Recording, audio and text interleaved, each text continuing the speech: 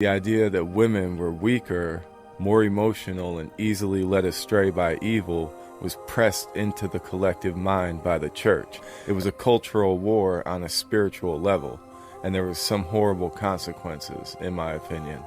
It's interesting to think about how these pagan traditions, which usually saw the divine in everything, like the trees, animals, and even in the moon, but it's easy to see how eventually this got twisted.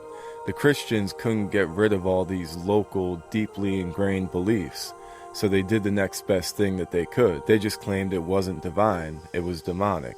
So the old wise woman who used herbs to heal her neighbor, then she became a witch, and she's getting her power from the devil.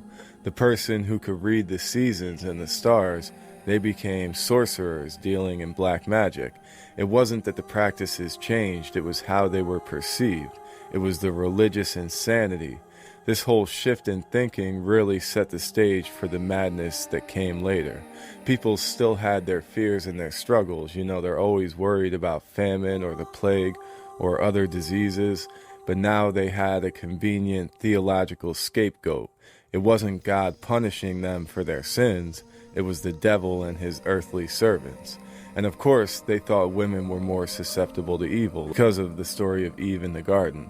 This is a huge factor, and we gotta realize this wasn't just a simple belief. It was used to justify a whole system of control and violence against women.